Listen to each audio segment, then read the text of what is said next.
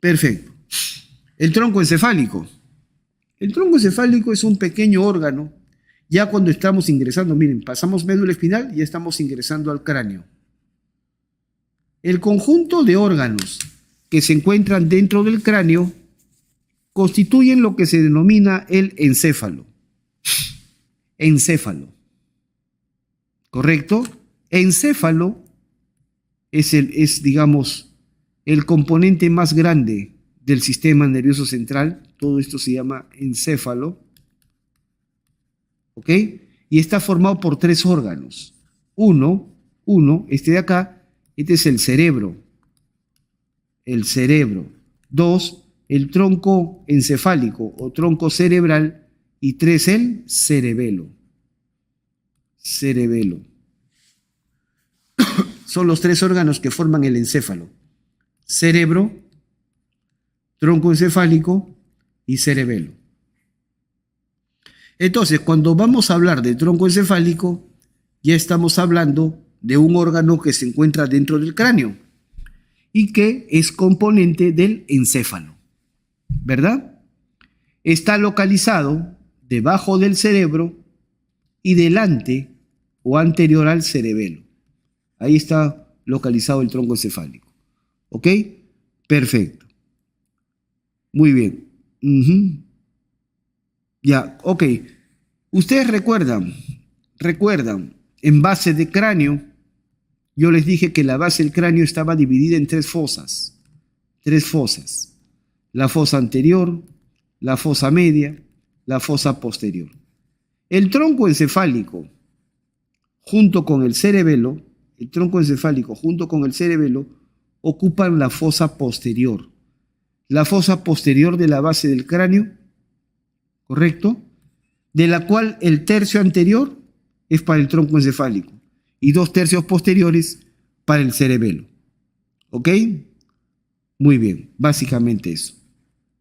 Está delante el cerebelo. ¿Y cómo se va a dividir el tronco encefálico? En tres porciones. Como estamos viendo desde abajo, empiezo con esta. El bulbo, que también se le llama médula oblongada, la protuberancia o puente, y arriba el mesencéfalo. Bulbo, protuberancia o puente y mesencéfalo. Al bulbo también se le llama médula oblonga o médula oblongada. ¿Ok? Perfecto. Nada más. Ahí está. Mesencéfalo, se han movido las letras ahí. Ok. Perfecto. Muy bien. En una vista anterior, cuando uno ve el tronco encefálico desde adelante, lo primero que llama la atención es que hay dos surcos bien definidos, dos surcos muy bien definidos, que van a separar precisamente las tres porciones del tronco encefálico. Es decir, desde una vista anterior del tronco encefálico, es fácil separar o reconocer al bulbo, a la protuberancia y al mesencéfalo. Es fácil de reconocerlos, porque están claramente, nítidamente definidos por dos surcos. Este surco que separa la médula de la protuberancia, la médula del puente, el bulbo del puente, el bulbo de la protuberancia, se llama el surco bulbo protuberancial. El surco bulbo protuberancial. Y este surco que separa la protuberancia del mesencéfalo se llama el surco pontomesencefálico. Entonces, este de abajo, repito, este de abajo es el surco bulbo protuberancial. Y este de arriba, el surco pontomesencefálico. El bulbo protuberancial, como su nombre lo dice, separa bulbo de protuberancia, mientras que el pontomesencefálico separa el puente, que es la protuberancia, del mesencéfalo. ¿Ok? Claramente, es lo que se ve ahí. Perfecto. En la cara anterior del mesencéfalo, ¿qué vamos a observar? Cuando uno ve la cara anterior del mesencéfalo, lo primero que destaca son estas dos estructuras gruesas, como dos columnas, dos estructuras gruesas. Esos son los famosos pedúnculos cerebrales. Los pedúnculos cerebrales, ahí los vemos. Pedúnculos cerebrales, que solamente son dos, o sea, un parcito, un par nada más, y se observan en la cara anterior del mesencéfalo. ¿Ok? Perfecto. Entre los dos pedúnculos aparece una fosa. Todo esto es una fosa. Hay una fosa entre los dos pedúnculos. Se conoce como la fosa interpeduncular. La fosa interpeduncular. Y dentro de esta fosa interpeduncular se observan algunos elementos anatómicos. En primer lugar, ven este bultito. Acá hay un bultito en la parte anterior. Hay un bultito ahí, en la parte anterior. Ese viene a ser el llamado tuber cinereum. Ahí está escrito. El tuber cinereum, y de él se origina, miren, acá está cortadito, el tallo de la glándula hipófisis. O sea, en la parte más anterior de la fosa interpeduncular yo veo ahí el tuber cinereum, que es la parte más baja del hipotálamo. Esto pertenece al hipotálamo, que es un componente del diencéfalo.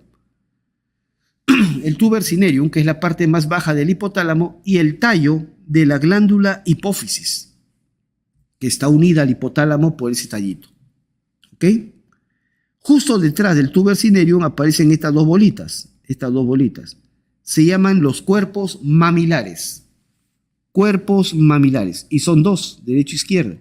Y también estos corresponden a la región posterior del hipotálamo. O sea, pertenecen al hipotálamo.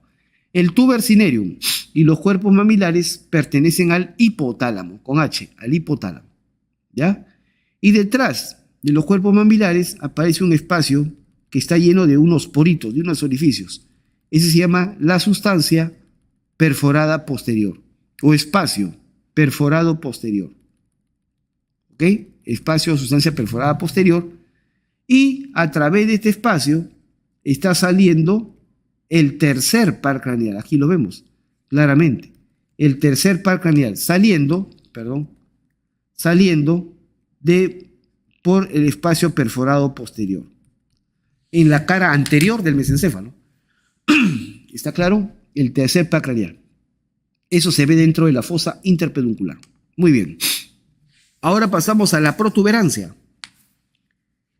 En protuberancia, en primer lugar, lo que llama la atención es que la protuberancia pues es prominente, hace un notable relieve en la cara anterior. ¿Ok? Lo primero que llama la atención son estas dos prominencias que tiene la protuberancia. Y se llama rodetes. Rodetes protuberanciales o rodetes piramidales. Así se les llama. Estas dos formaciones abultadas. Entre los dos rodetes se ve un surco poco pronunciado realmente, un surco en el centro, que es poco pronunciado. Este surco se denomina el surco basilar. Surco basilar, ahí está escrito, ¿sí? Surco basilar, está en el centro. Basilar se escribe con B grande y con S, viene del término base. Y se llama así porque aquí se aloja una arteria, la arteria basilar, o tronco basilar, que también se le llama. ¿Ok? Muy bien. Entonces tengo el surco basilar en el centro, donde se aloja la arteria basilar, y a los lados los rodetes protuberanciales o piramidales. Lateralmente, por fuera de los rodetes, lateral a los rodetes, por aquí emerge, se observa salir al quinto nervio craneal. Al quinto nervio craneal, el famoso trigémino. ¿Ok? Perfecto. El famoso trigémino, que sale con dos raíces, como se puede apreciar. Una raíz gruesa, que es la raíz sensitiva, y una raíz delgadita, que es la raíz motora. Bien, nada más. Y lo que está por fuera, ya por fuera del quinto nervio craneal, esta zona de acá, esto se denomina el pedúnculo cerebeloso medio. El pedúnculo cerebeloso medio, que va a comunicar la protuberancia con el cerebelo. Muy bien. Luego seguimos bajando y encontramos acá este famoso surco, ¿se acuerdan? Este es el surco bulbo protuberancial, surco que separa el bulbo de la protuberancia. Por este surco bulbo protuberancial, podemos ver salir a cada lado salen 4 nervios. 4 nervios. Si empezamos de la parte central hacia afuera, el primero de ellos es el sexto nervio craneal, que se llama, ya saben, abducens o motor ocular externo. Luego sale el séptimo, pero el séptimo sale con 2 raíces. La raíz más interna, ese es el nervio facial propiamente, y la raíz, y lateralmente a él hay otro nerviecito, ¿ven? Hay otro nerviecito. Ese es el nervio intermedio de Greisberg, nervio intermedio de Greisberg, o séptimo vis también le llaman. Y el más lateral, ese es el octavo nervio craneal, el vestíbulo coclear. Entonces son los nervios que salen por el surco bulboprotuberancial. Sexto, séptimo, que tiene 2 raíces, y el octavo. Nada más. Sumamente sencillo. Ahí están los retes. Perfecto. Muy bien. Y el bulbo,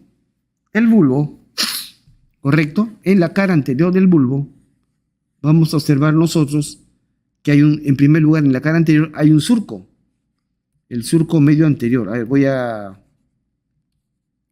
cambiar de color acá para que se note.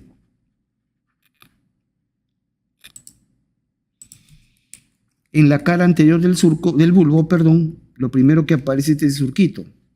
Este es el surco medio anterior. Surco medio anterior del bulbo. Que, al darse cuenta ustedes acá, en el tercio inferior del bulbo, este surco se interrumpe, se pierde y luego continúa en la médula espinal. Ese es el surco medio anterior, que sufre, como quien dice, una interrupción, un borramiento en el tercio inferior del bulbo. Ese borramiento, esa interrupción del surco medio anterior, se da por la famosa decusación, la decusación piramidal. Decusación piramidal. Ahí está escrito. ¿Qué cosa significa la decusación piramidal? Para empezar, este es el surco medio anterior y a los lados del surco medio anterior tenemos estas 2 formaciones. Estas formaciones se llaman las pirámides, pirámides bulbares. Estas son las pirámides bulbares, ¿correcto? Que están separadas por el surco medio anterior. Por cada pirámide bulbar, por cada una de ellas, está bajando, ¿se acuerdan? El haz, el fascículo córtico-espinal o el haz piramidal, que es el principal fascículo que envía ejecución de movimiento voluntario de la corteza cerebral a la médula espinal. El haz córtico-espinal está bajando por la pirámide bulbar, pero cuando llega al tercio inferior del bulbo, 80 a 90% de fibras, 80 hasta 90% de fibras cruzan hacia el otro lado. Ese fenómeno de cruzar la línea media, de pasar de la derecha a la izquierda o de izquierda a derecha, en neuroanatomía se conoce con el nombre de decusación. Decusación. La palabra decusación hace referencia a cruzar la línea media. Eso significa. Decusar significa en neurociencias o en neuroanatomía cruzar la línea media. Cuando un fascículo cruza la línea media, está decusando.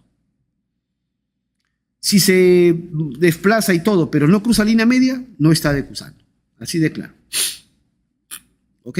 Perfecto. Entonces, vamos a observar que un 80-90%, no todas, pero sí la gran mayoría, 80-90% de fibras, cruza la línea media, formando entonces el haz córtico-espinal lateral que bajaba por la médula. Mientras que un 10 a 20%, de un 10 a 20%, no cruza la línea media y se mantiene en el mismo lado, con el nombre de haz córtico-espinal anterior. Entonces, en esta famosa interrupción que uno observa del surco medio anterior, aquí está el famoso fenómeno conocido como la decusación piramidal.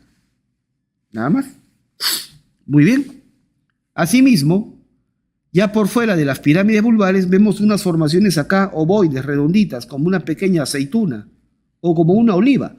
Y de ahí toma su nombre, las olivas bulbares. Las olivas bulbares. ¿Correcto? Delante de la oliva hay un surquito, se llama el surco preolivar. Y por detrás otro surquito, el surco retroolivar. Preolivar delante de la oliva, retroolivar detrás de la oliva. Por el surco preolivar, por el preolivar, está emergiendo, está saliendo el último par craneal, que es el número 12. El par craneal número 12, el hipogloso. Y por detrás de la oliva vulvar están saliendo los nervios craneales 9 y 10. 9 y 10. El glosofaringeo y el vago. Muy bien, simple. Perfecto, ahí está la pirámide vulvar, ahí están las olivas, perfecto. Bien, en la vista posterior, cuando uno ve al tronco encefálico ahora por detrás, ¿ok? Lo primero que nota es que no hay forma muy clara de delimitar las tres porciones del tronco encefálico, es decir, por delante, por la cara anterior era fácil separar mesencéfalo, protuberancia y bulbo, porque habían dos surcos bien definidos. En el caso de la vista posterior, atrás no es así de claro. Entonces nos vamos a valer de algunos trucos para poder distinguir las tres porciones. Lo primero que uno ve en la cara posterior del tronco encefálico es una fosa. Lo primero que destaca acá es una fosa con aspecto de un rombo y que antiguamente se conocía como la fosa romboidea, o que actualmente se conoce pues como el cuarto ventrículo, que es parte del sistema de cavidades que hay dentro del sistema nervioso central. Este es el cuarto ventrículo, que tiene forma de un rombo, ¿correcto? Y como todo rombo, está formado por dos triángulos, un triángulo superior que pertenece a la protuberancia, por eso se llama el triángulo pontino, y el triángulo inferior que pertenece al bulbo, y por eso se llama el triángulo vulvar. O sea que el cuarto ventrículo, recuérdenlo siempre, es una cavidad con forma de un rombo, y didácticamente lo dividimos en dos triángulos, triángulo superior o triángulo pontino, y triángulo inferior o triángulo vulvar. ¿Ok? Perfecto, bastante simple. Muy bien. Este rombo, el cuarto ventrículo, está delimitado por los pedúnculos cerebelosos. Los pedúnculos cerebelosos son seis en total, o sea, son tres pares. Estos que vemos acá son los pedúnculos cerebelosos superiores. Los pedúnculos cerebelosos superiores unen el mesencéfalo con el cerebelo. Luego tenemos acá el pedúnculo cerebeloso medio. Al otro lado también habrá. Los pedúnculos cerebelosos medios unen la protuberancia con el cerebelo. Y el que está aquí abajo, este es el pedúnculo cerebeloso inferior. El pedúnculo cerebeloso inferior une el bulbo con el cerebelo. O sea, los tres pares de pedúnculos cerebelosos van al cerebelo, es obvio, ¿correcto? Pero basta recordar cuáles son las tres porciones del tronco encefálico: mesencéfalo, protuberancia y bulbo, y con eso te das cuenta de dónde a dónde va cada pedúnculo cerebeloso. Los superiores van de mesencéfalo a cerebelo, los medios van de protuberancia a cerebelo y los inferiores van de bulbo al cerebelo. ¿Ok? Simple. Perfecto. Muy bien. Entonces vamos a usar una serie de detalles acá. En primer lugar, si yo trazo, a ver, ahí está, sí está. Si trazo una línea transversal que pasa por el vértice superior del cuarto ventrículo, entonces esa línea me permite separar el mesencéfalo de la protuberancia. ¿Ok? Y si trazo otra línea que divide al cuarto ventrículo en un triángulo superior, ¿se acuerdan? Triángulo pontino y un triángulo inferior, triángulo vulvar, entonces diré pues que la parte superior del rombo pertenece a la protuberancia y la parte inferior ya es parte del bulbo. ¿Correcto? Muy bien. Y el bulbo más o menos llega hasta este nivel, donde termina el bulbo y ya comienza pues lo que conocemos en nómina hispana como médula espinal. ¿Ok? Bastante simple. Perfecto. Muy bien. ¿Qué vemos en cada una de estas regiones? En la cara posterior del mesencéfalo, nosotros vamos a observar cuatro formaciones marcadamente redondeadas, parecen cuatro pequeñas esferas, 4 bolitas, y de ahí viene su nombre. Su nombre actual se llaman colículos. Colículos, que literalmente se traduce algo así como pequeñas esferas, pequeñas bolitas, ¿no? Bolitas, colículos, pequeñas bolitas, esferas, ¿me dejo entender? Su nombre, como son 4, tiene un nombre clásico, se llama los tubérculos cuadrigéminos. Cuadrigéminos, 4, géminos, gemelos, los 4 gemelos, eso significaba. ¿Correcto? Los colículos o tubérculos cuadrigéminos, que son 4. 2 superiores, colículos o tubérculos cuadrigéminos superiores, y 2 tubérculos cuadrigéminos o colículos inferiores. ¿Estamos de acuerdo? Perfecto. Los tubérculos cuadrigéminos o los colículos superiores están relacionados a la vía óptica, a la vía visual. No forman parte de la vía óptica, pero están relacionados, están conectados en paralelo a la vía óptica. ¿Para qué sirven? Sirven para realizar los ajustes posturales y de acomodación de la visión. Recordamos cuando hicimos ojo, les dije que la acomodación es el fenómeno por el cual el paciente modifica el diámetro antero-posterior del cristalino para poder enfocar un objeto lejano o un objeto cercano. Ese es el fenómeno de acomodación. Y los ajustes, los ojos se enfocan hacia el objeto. Entonces, en los fenómenos de ajustes, enfoques, digamos, visuales, es decir, que los ojos se enfoquen a un objeto y la acomodación del cristalino está mediada por neuronas que están a este nivel, a nivel de los tubérculos cuadrigéminos superiores. Mientras que los tubérculos cuadrigéminos inferiores o los colículos inferiores, estos sí forman parte, pero de la vía auditiva, de la vía acústica. ¿Ok? Perfecto. Entonces, fácilmente. Bien, estos colículos se van a comunicar con 2 formaciones que vemos acá. A ver, voy a cambiar de color esto. Hay 2 formaciones acá, pero que pertenecen al diencéfalo. Aquí tenemos, estos son los llamados cuerpos geniculados, el cuerpo geniculado medial y el cuerpo geniculado lateral. Estas son estructuras que pertenecen específicamente al metatálamo, cuerpo geniculado medial y cuerpo geniculado lateral. O también le podés llamar cuerpo geniculado interno y cuerpo geniculado externo. ¿Ok? Entonces, cuerpo geniculado medial y lateral. ¿Ok? Perfecto. ¿Cómo se van a comunicar los colículos o tubérculos cuadrigéminos con los cuerpos geniculados? ¿Cómo se van a comunicar? Pues muy sencillo. Los tubérculos cuadrigéminos superiores, ¿estamos de acuerdo? Se comunican con el cuerpo geniculado lateral. Los tubérculos cuadrigéminos, los colículos superiores se van a comunicar con el cuerpo geniculado lateral. Y los colículos inferiores con el cuerpo geniculado medial. ¿Ok? ¿Y cómo se llama la estructura que los comunica? Ahí lo ven esta prolongación. Se llaman brazos conjuntivales. Brazos conjuntivales. Sin duda hay un brazo conjuntival superior que viene del colículo superior y un brazo conjuntival inferior que viene pues del colículo inferior. El brazo conjuntival superior comunica el colículo superior con el cuerpo geniculado lateral y el brazo conjuntival inferior comunica el colículo inferior con el cuerpo geniculado medial. ¿Ok? Perfecto. Simple. Entonces, bastante elemental. ¿Ok? Muy bien. Ya. Perfecto.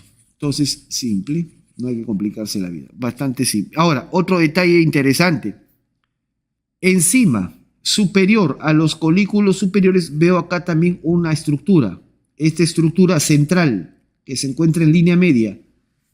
Por encima de los colículos superiores, esta es la famosa glándula pineal o cuerpo pineal, se le llama ahora. Cuerpo pineal, o también conocida clásicamente como la epífisis. Epífisis. Pero esta estructura es un componente del epitálamo. Es un componente del diencéfalo. pero aquí lo vemos sobre los colículos superiores. ¿Ok? Perfecto. Y vemos aquí, en la cara posterior del mesencéfalo, al único par craneal, el único par craneal que emerge, que sale por la cara posterior del tronco encefálico. ¿Y qué par craneal es ese? El cuarto par craneal, el nervio troclear patético. Él emerge por la cara posterior del mesencéfalo, específicamente por debajo de los colículos inferiores. ¿Ok? Perfecto. Nada más, eso es lo que se ve. Perfecto. Pasamos al famoso cuarto ventrículo, o conocido antiguamente como la fosa romboidea. ¿Ok? Bien. Este cuarto ventrículo tiene un piso que viene a ser la cara posterior de la protuberancia y del bulbo. Tiene un techo que lo va a formar dos membranitas. Hay una membrana que vemos acá, ven que está cortadita, pero que en realidad es un poquito más larga. Hay una membrana aquí que tapa la parte superior y esa membrana se llama el velo medular superior. Lo es escrito ahí, ¿no? Lo voy a escribir yo. A ver, ya, muy bien. Entonces, el techo del cuarto ventrículo lo van a formar unas membranas que se llaman los velos medulares. Hay un velo medular, caramba, velo medular superior, un velo medular superior, conocido clásicamente con el nombre de válvula de Vieussens. Vieussens se escribe así. Vieussens, bueno, se pronuncia Vieussens, se escribe Vieussens. ¿Ok? Válvula de Vieussens. Ese es el velo medular superior. Y también hay un velo medular inferior. Un velo medular inferior, ¿correcto? Velo medular inferior. O válvula de Tarín. Válvula de Tarín. ¿Ok? Perfecto. El velo medular superior está tapizando, está formando el techo del triángulo superior del cuarto ventrículo, es decir, del triángulo pontino. Mientras que el velo medular inferior está formando el techo del triángulo inferior, del triángulo vulvar. ¿Correcto? Muy bien, ellos forman el techo. Bien, y junto con el cerebelo también, forman el techo. Muy bien, entonces nosotros vamos a ver primero el piso del cuarto ventrículo, es decir, la cara posterior de la protuberancia y del bulbo. ¿Correcto? Muy bien. En la parte superior, a nivel de protuberancia, nosotros vamos a ver, obviamente, en primer lugar acá un surco medio. En todo el piso del cuarto ventrículo vamos a ver este surquito, el surco medio del cuarto ventrículo. A los costados, a los lados, tenemos los surcos limitantes. Estos son los surcos limitantes. Perfecto. Luego tenemos aquí toda esta formación, toda esta zona que se encuentra entre los dos surcos limitantes, todo esto se conoce como eminencia media. Todo esto se conoce como eminencia media del cuarto ventrículo. Y dentro de esta eminencia media yo voy a ver, en primer lugar, aquí arriba, estas formaciones. Estos son las eminencias redondas. Eminencias redondas o eminencia teres, como está escrito acá. La famosa eminencia teres. Ahí está. La eminencia teres. Teres significa redonda. O conocido también en los libros actuales con el nombre de colículo facial. Colículo facial. ¿Ok? En realidad, este relieve se forma porque adentro se encuentra el núcleo del sexto nervio craneal, es decir, el núcleo del abducens. Pero este núcleo está rodeado por las fibras, por los axones del séptimo nervio, del facial. O sea, las fibras del séptimo rodean al núcleo del sexto. ¿Ok? Y eso forma este relieve acá. Esto se llama la eminencia teres o eminencia redonda, o llamada también actualmente colículo facial. Yo personalmente discrepo con ese nombre porque eso induce a pensar a los estudiantes de que ahí se encuentra el núcleo del facial, el núcleo del séptimo, lo cual está mal. A ese nivel se encuentra el núcleo del sexto, pero este está rodeado por las fibras del séptimo. ¿Ok? Muy bien. Sencillo. Luego tenemos nosotros, debajo, en la parte inferior, vamos a tener esta formación que se llama ala blanca interna. Ala blanca interna, o según los libros actuales, le llaman ahora el trígono del hipogloso. El trígono del hipogloso. Porque a ese nivel, el ala blanca interna o trígono del hipogloso, ahí se encuentra el núcleo del nervio hipogloso, el núcleo del último par craneal, del par craneal número 12. Perfecto. En la parte más baja, el ala gris o ala cinerea, ala gris, que actualmente se le llama el trígono del vago. El trígono del vago, porque ahí se va a encontrar el núcleo más importante del nervio vago y que se llama el núcleo dorsal del vago. Bien, todos estos elementos, como ven ustedes, están dentro de la eminencia media. Y si me voy a los lados, las eminencias laterales, voy a ver ahí el ala blanca externa. Ala blanca externa, que actualmente se le conoce como el trígono vestibular. El trígono vestibular, porque a ese nivel se encuentran los núcleos vestibulares, que son núcleos que van a formar parte del octavo par craneal. Y asimismo también en la superficie veo acá unas fibritas. Estas son las llamadas estrías acústicas, porque son fibras de intercambio, del octavo nervio craneal, fibras auditivas. ¿Ok? Nada más. Muy bien, simple, muy bien. Perfecto. Aquí vemos nosotros un corte sagital, un corte en línea media. Claramente aquí vemos arriba el mesencéfalo, la protuberancia y el bulbo, y atrás el cerebelo. Aquí está el cuarto ventrículo, ¿ven? El cuarto ventrículo se encuentra detrás de protuberancia y detrás del bulbo. ¿Ok? El cuarto ventrículo se continúa hacia arriba con un conducto. Este conductito que vemos acá, se llama acueducto mesencefálico, porque está atravesando el mesencéfalo. Acueducto mesencefálico o acueducto de Silvio. Acueducto de Silvio, el acueducto mesencefálico o acueducto de Silvio, y que está comunicando este cuarto ventrículo, este espacio de acá, con el espacio que está arriba, con el tercer ventrículo. ¿Estamos de acuerdo? Entonces, cuarto ventrículo o tercero con cuarto ventrículo. Eso está comunicando el acueducto de Silvio o acueducto mesencefálico. Él atraviesa mesencéfalo. Pero detrás de protuberancia y bulbo tenemos el cuarto ventrículo. Ya he dicho que el piso del cuarto ventrículo lo forma la cara posterior de la protuberancia y del bulbo.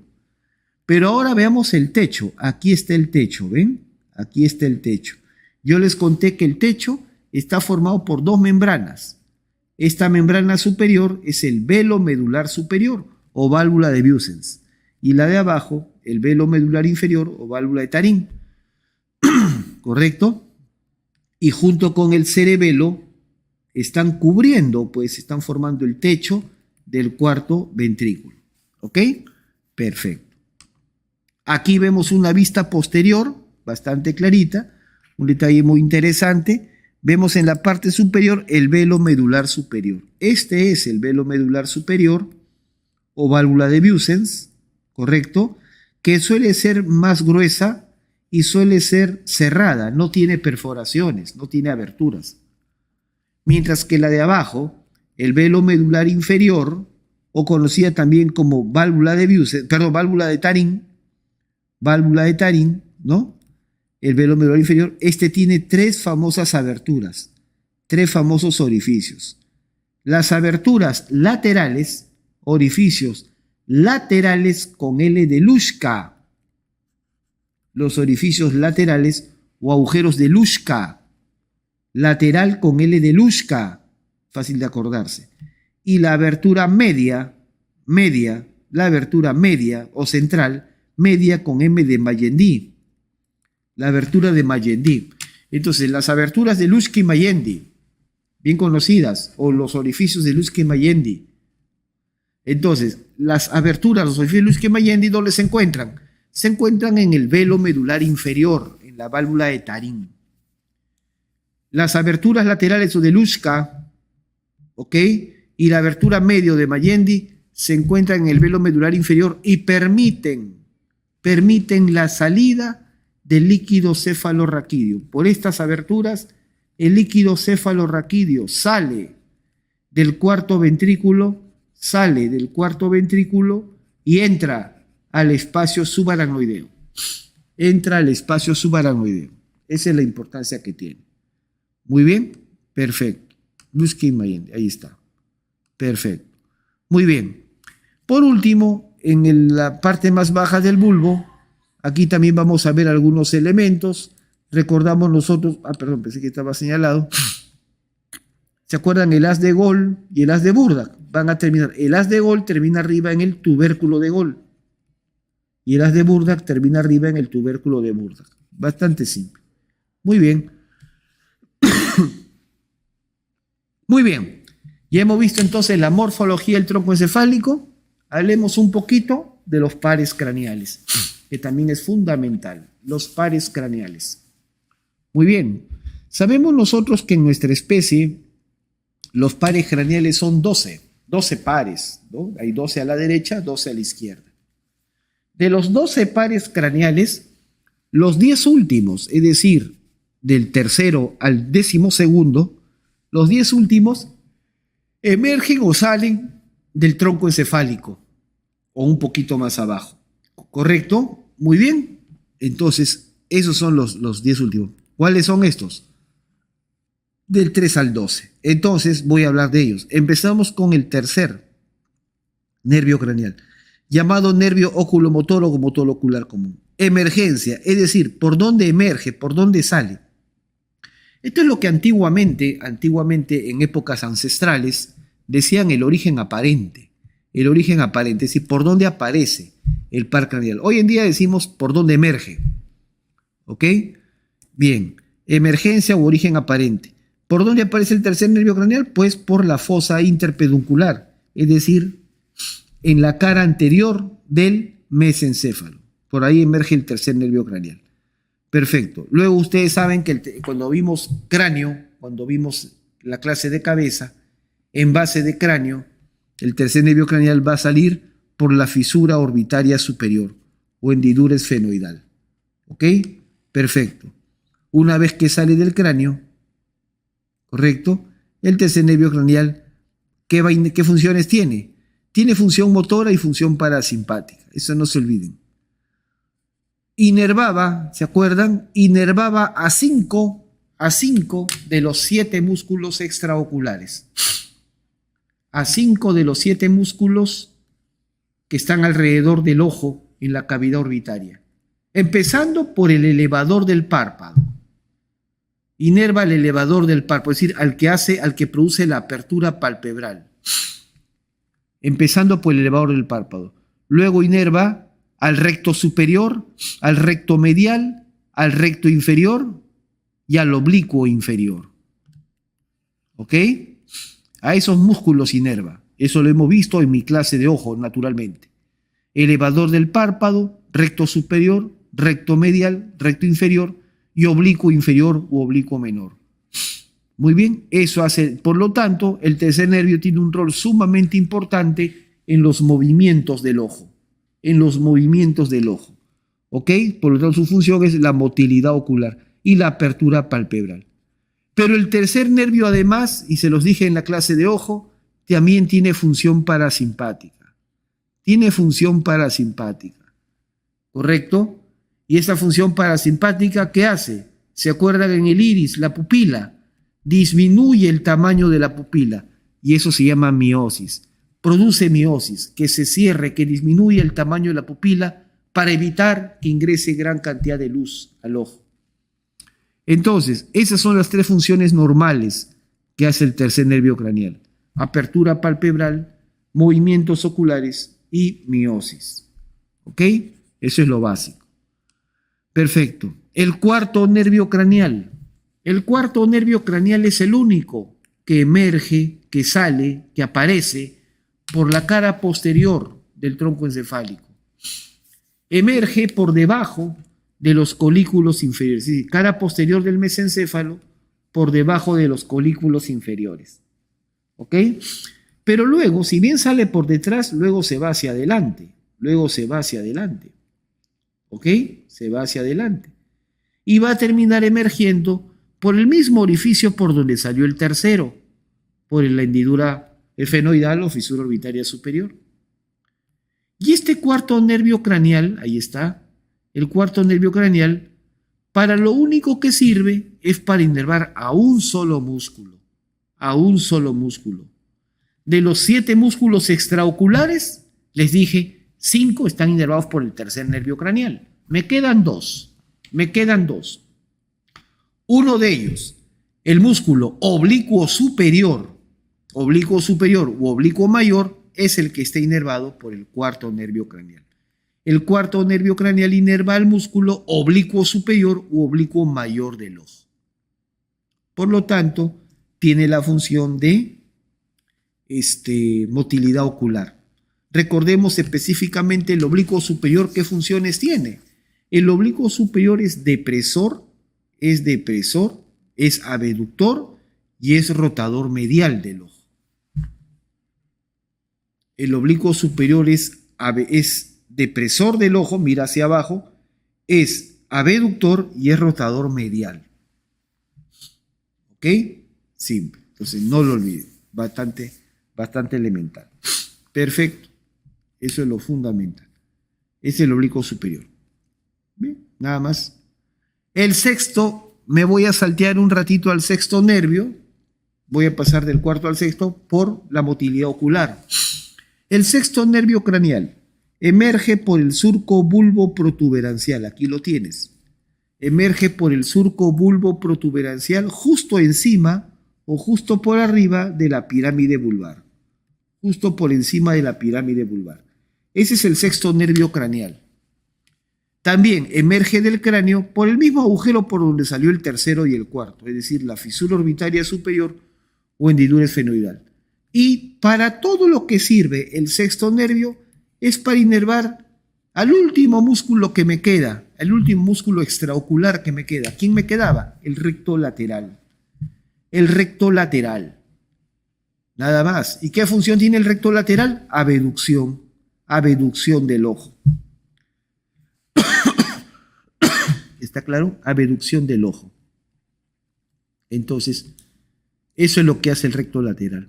Nada más. Es inervado por el sexto nervio. Muy bien. Perfecto. Ahora sí hablemos del quinto nervio, el famoso trigémino. El quinto nervio craneal, el famoso trigémino, emerge por la cara anterolateral de la protuberancia.